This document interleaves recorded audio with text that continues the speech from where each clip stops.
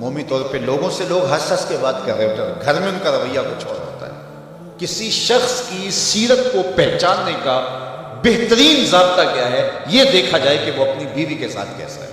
اور یہ ضابطہ خود میرے حضور نے دیا، تم میں سے سب سے بہتر وہ ہے جو اپنے اہل خانہ کے ساتھ بہتر ہے، اور میں تم میں سب سے زیادہ اپنے اہل خانہ کے ساتھ بہتر ہوں۔ جب حضور کا وصال ہوتا ہے تو 9 ازواج حضور کے نکاح میں تھے،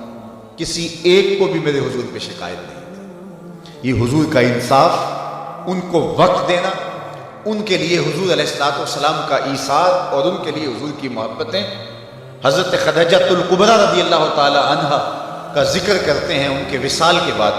تو حضور کی آنکھیں چھلک پڑتی ہیں، اور جانور ذبح کرتے ہیں اور گوشت کے ٹکڑے ان کے سہیلیوں کے گھروں بیچتے ہیں۔ حضرت عائشہ رضی اللہ تعالیٰ عنہ فرماتی ہیں میرا ان سے جو رشتہ تھا تو مجھ سے نہ رہا گیا، میں نے ایک دن کہہ دیا حضور آپ اس بوڑھی عورت کا ذکر نہیں چھوڑتے، بڑھاپے کی وجہ سے جس کے ہونٹوں کے روشے بھی رنگ بدل گئے تھے۔ تو حضور علیہ السلام کے چہرے پہ جلال آیا، فرمایا عائشہ تم مجھے خدیجہ کے بارے تکلیف نہ دو، جب پورے مکے نے میرا انکار کیا تھا اس نے میرا اقرار کیا تھا، میں اس کا ذکر کیسے چھوڑ سکتا ہوں۔ اور حضرت عائشہ رضی اللہ تعالی عنہ فرماتی ہیں کہ حضور تشریف لائے اور میں آپ خورے میں پانی پی رہی تھی، تو حضور نے مجھے دیکھا تو دور سے کہا عائشہ تھوڑا سا پانی میرے لیے بھی چھوڑنا، تو فرماتی میں نے پانی چھوڑ دیا، حضور نے میرے ہاتھ سے آب خورا لیا، پینے لگے تو پھر رک گئے اور میرے سے مخاطبہ کرتے ہوئے کہا حمیرہ، یہ حضور لاڈ سے نے کہا کرتے تھے، حمیرہ ذرا بتانا تم نے ہونٹ کہاں لگائے تھے، میں وہاں ہونٹ رکھ کے پانی پینا چاہتا ہوں، مجھے یہ بتاؤ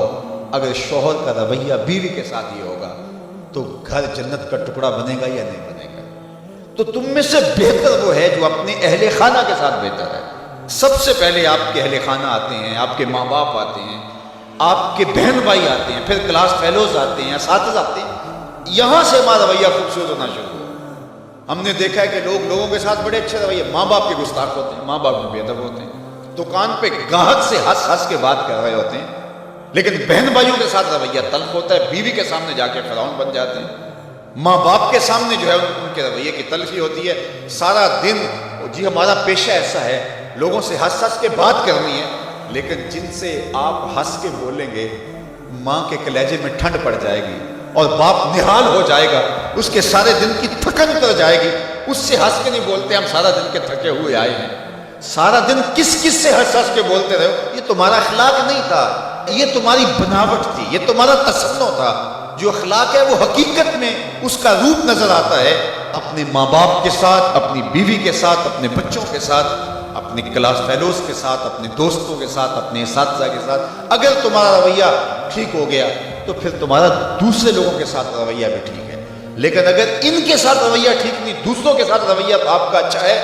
تو پھر وہ آپ مکر کر رہے ہیں، آپ یہ بھی کوئی کاروبار کر رہے ہیں، یہ آپ کے اخلاق کا عکس نہیں ہے، یہ آپ کی ضرورت کا رنگ ہے جو لوگوں کو نظر آ رہا ہے، یہ آپ کا کاروباری انداز ہے، آپ کی مسکراہٹ آپ کا کاروبار ہے، آپ کے اخلاق کا عکس نہیں ہے۔ اگر اخلاق کا عکس ہوتا تو ماں کو بھی ہنس کے ملتے۔ میں وہ جو لفظ آپ کو کہے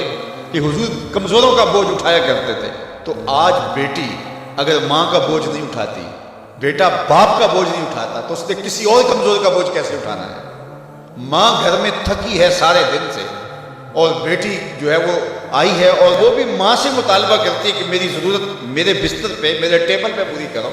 اور تھکی ماندی سارے دن کی ماں کی وہ مدد کرنے کے لیے تیار نہیں ہے، تو جو سکی ماں کی مدد نہیں کرے گی اور جو بیٹا سکے باپ کی مدد نہیں کرے گا تو وہ کسی کی مدد نہیں کر سکتا۔ آغاز یہاں سے ہوتا ہے، یہاں سیرت کا حقیقی رنگ نکلتا ہے جس سے ہماری طبیعتوں کے اندر وہ چیز عملاً راسخ ہوتی ہے۔